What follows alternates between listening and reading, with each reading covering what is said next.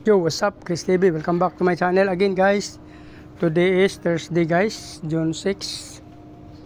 Dito ako sa akin terrace, guys. Nagpakain tayo. Yan.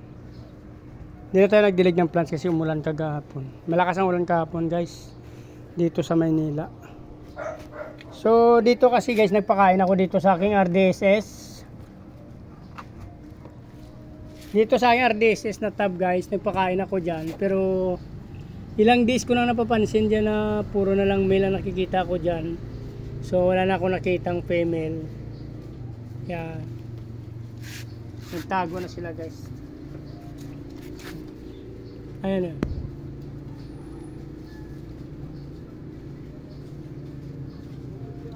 Ayun, guys, ang ating mga male. Dalawa lang nakikita ko nga dyan na titira. Pero actually puro male na yan. So, kaya wala na pala tayo nakukuhang fry dito sa habang panahon na. Ilang weeks na tayong nag-check dito.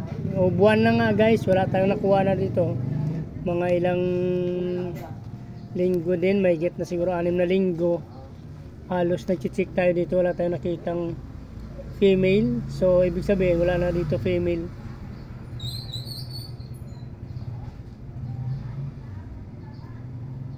Yan o, dalawang male ang nakikita ko dyan.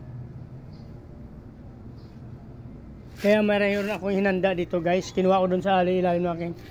Ito, guys, semi-adult pa lang to. Pero magbe-breed na rin dito. Breed na to, guys. Oh. Galing to sa ilalim sa aking tab dun sa ilalim ng hagdan. Yan. So, nagpila ako. RDSS din to, guys. So, kumuha ako dun ng 4. Ilalagay natin dito kasi dalawa ang male dito. Yan o. Papares ko siya dyan pero i-acclimate muna natin since nag-umulan kahapon. Sobrang lamig yung temperature dyan. Yan. Para hindi sila mabibigla sa tubig.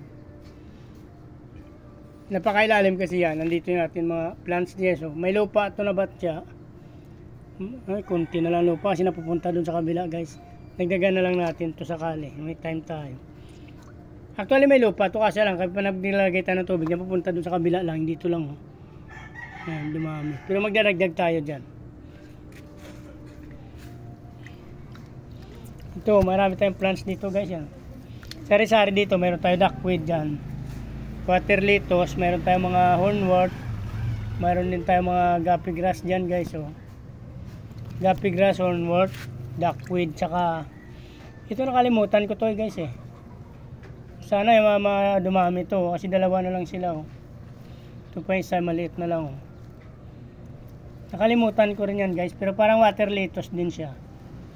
Yan, nabubuhay din siya sa tubig, dumadami. Yung matanda niya ganyan na lang. Oh. Yan, turuan tayo natin, sana maganak pa siya or dumami pa. Nagsisipi-sipi kasi yan, guys, parang sa akin lang.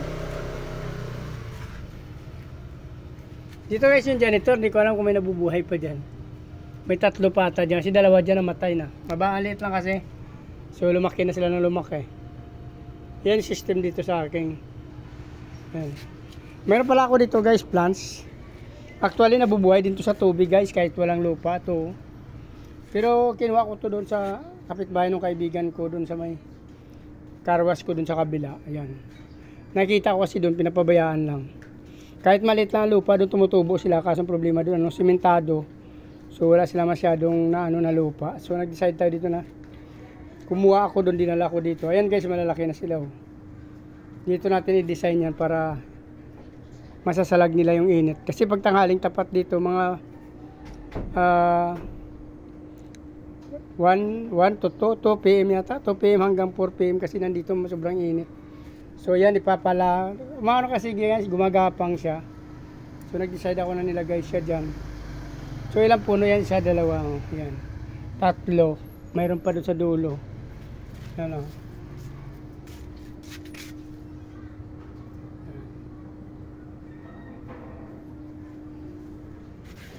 Kaya ang gagawin ko dyan, guys, pagapangin ko dito. Yan.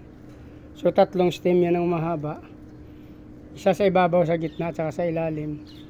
Yan, hanggang doon sa dulogin. Yan. Para kung mainit dyan, masasalag nila. At the same time, magkaroon tayo ng oxygen. Kasi plants, nag-absorb naman ng carbon dioxide.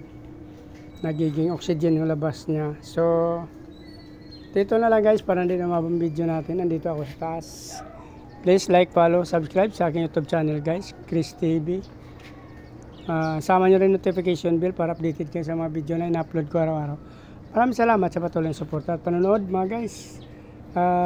Paki-follow nyo rin aking Facebook page, Chris Moliano guys. Maraming salamat at mabuhay kayo hanggang gusto nyo. Bye bye, good morning.